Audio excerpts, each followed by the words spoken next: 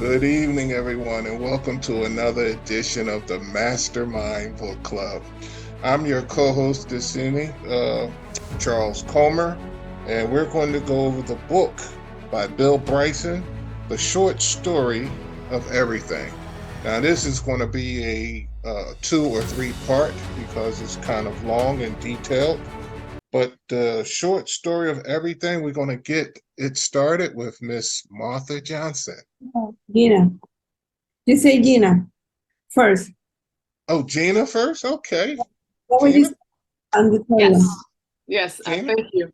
I think that Mr. Bryson does an excellent job of making a dense scientific topic accessible, and even he makes it entertaining. Okay, the book doesn't dive too deep into any particular subject, but it gives us the readers enough kind of like ideas in order to pique our interest, and perhaps some of the things that he has mentioned we might want to dig a little bit deeper in some of them. Okay, he kind of encourages us, I suppose, to go into further exploration.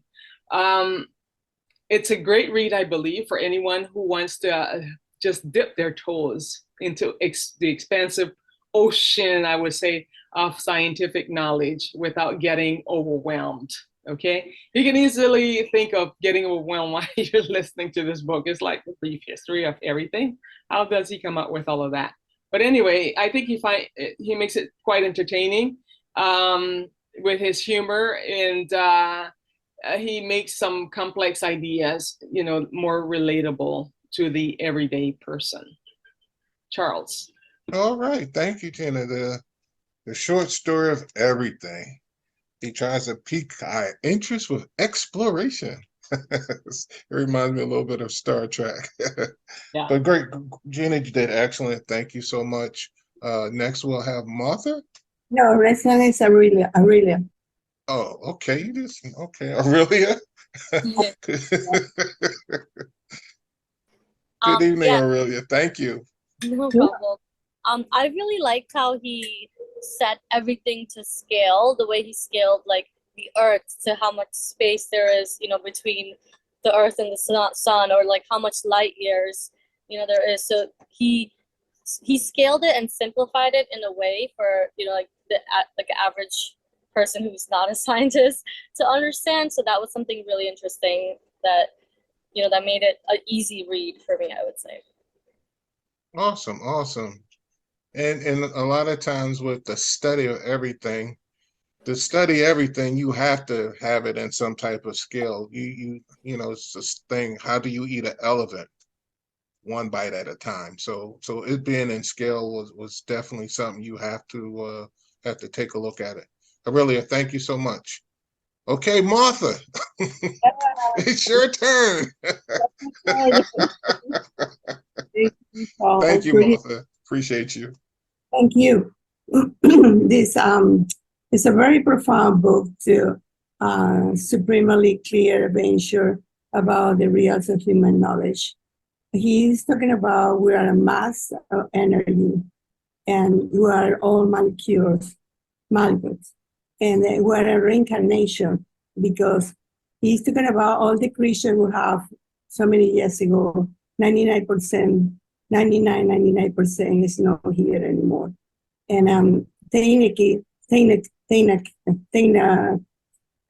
technology is showing us that probably we are reincarnation, because how the universe was born, and the situation, and how we are we coming for nothing, and now with the way we are. So it's a lot of questions we have for this topic, and scientists study this title about how we get where we are right now, and what we have in the past, and how the universe grew up so big.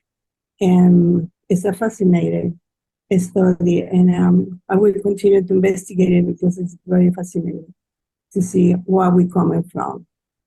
Wow, wow, wow, Martha. Thank you. Thank you. Everything started from nothing. Everything started from molecules, and then it created us. So she kind of stepped on what I'm going to talk about after we have Reggie. But Martha, thank you so much for your synopsis.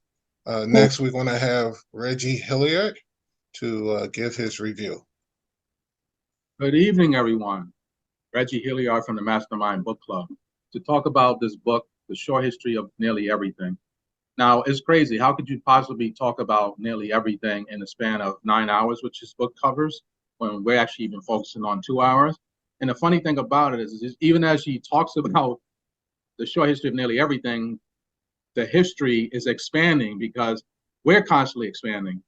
So it's like, even if he was to touch everything, he wouldn't be able to touch everything because we're constantly expanding to infinity. He talked about trying to get to the end of, the universe and things like that. But then he also talked about how the universe is somewhat cyclical or spherical or whatever, spherical, and you would kind of go around, right? But the fact that this thing is always expanding. So in his attempt to talk about nearly everything, he does a pretty good job because he's covering a lot of subject matters. He's talking about the infinitesimally small atom and how within the atom, you got so much space down within the atom, and you can go all the way down to the center and never get to the center because this stuff is so vast.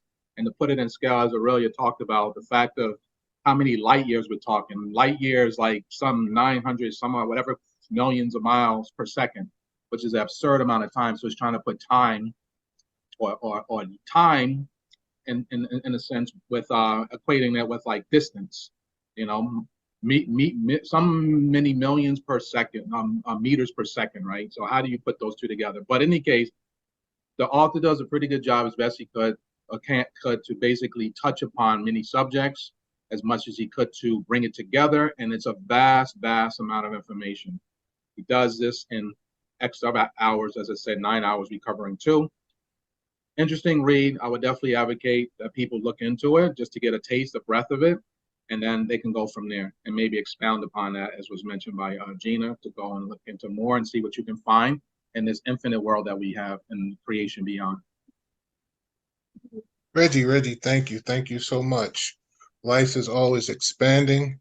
The book covers a vast amount of information, which is true. And I'm going to piggyback on something that you said. Life, well, the whole panel pretty much mentioned this too. Life really started with us from nothing. And the interesting thing that the author said is that we were to take us apart atom by atom or molecule by molecule, we still wouldn't be able to put us back together. So the miraculous thing of you being you're one in a million, as we had mentioned in a previous book. The specialty of the universe is that we as people are the only thing that fits in this time frame. That was another thing he talked about, that we couldn't fit anywhere else. And the interesting thing is that man constantly lives while other animals evolve. Man never evolved into anything else, or he didn't evolve from anything else. We didn't come from apes, or this is my belief, we didn't come from that, but we are a specialty.